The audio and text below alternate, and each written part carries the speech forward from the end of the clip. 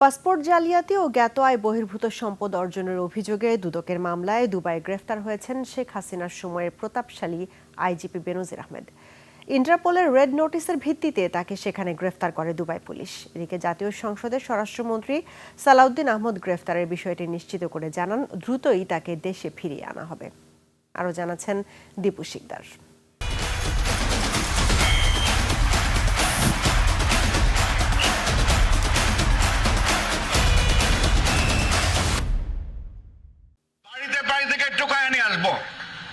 মাটির তলে ঢুকলে সেখান থেকে বের করে নিয়ে আসবো। বাংলাদেশের এক সময়ের চরম প্রতাপশালী আইজিপি বেনজির আহমেদ,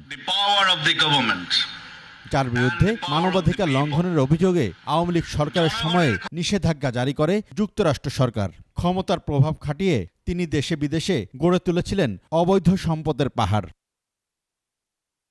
তার বিরুদ্ধে দুদকের 6টি মামলা রয়েছে। দুদকে মামলা থাকার পরও শেখ হাসিনা সরকারের পতনের আগেই 2024 সালের 4 মে হযরত শাহজালাল আন্তর্জাতিক বিমানবন্দর দিয়ে সিঙ্গাপুর এয়ারলাইন্সে দেশ ছাড়েন বেনজির আহমেদ। সর্বশেষ তিনি দুবাইয়ে অবস্থান করছিলেন।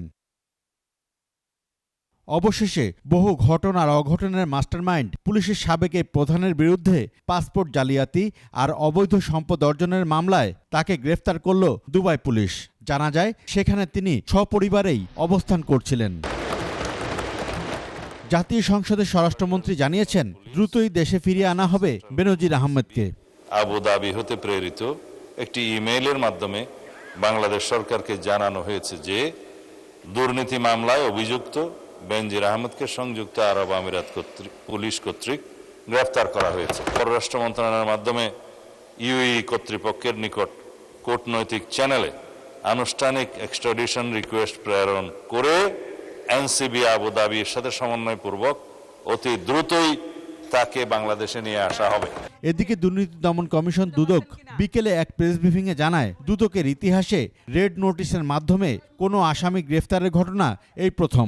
আমরা ইন্টারপোলে স্বরাষ্ট্র মন্ত্রণালয়ের মাধ্যমে আমরা ইন্টারপোলে আবেদন করেছিলাম। তার প্রেক্ষিতে ইন্টারপোল সাবেক আইজিপি বেনজির আহমেদকে গ্রেফতার করেছে। একটা পাসপোর্ট জালিয়াতির মামলা আর একটি জ্ঞাত আয় বহির্ভূত সম্পদ অর্জনের মামলা। জ্ঞাত আয় বহির্ভূত সম্পদ অর্জনের একটা মামলায় চার্জশিট দেওয়া হয়েছে, আপনাদের ইতিমধ্যে বলেছি, সেটা ট্রায়াল চলছে। পাসপোর্ট জালিয়াতি সহ আরও 5টি মামলা তদন্ত চলছে। দুদকের মামলায় ঢাকা, গাজীপুর, নারায়ণগঞ্জ, গোপালগঞ্জ সহ দেশের বিভিন্ন জেলায় বেনজির আহমেদের বিপুল স্থাবর সম্পত্তির সন্ধান মেলে। এছাড়া তার পরিবারের বিরুদ্ধে 74 কোটি 13 লাখ টাকার অবৈধ সম্পদ অর্জনের অভিযোগেও মামলা করে দুদক। দেশের এসব সম্পদ আদালতের নির্দেশে জব্দ করেছে সংস্থাটি। দীপু শিকদার, 21 টেলিভিশন, ঢাকা।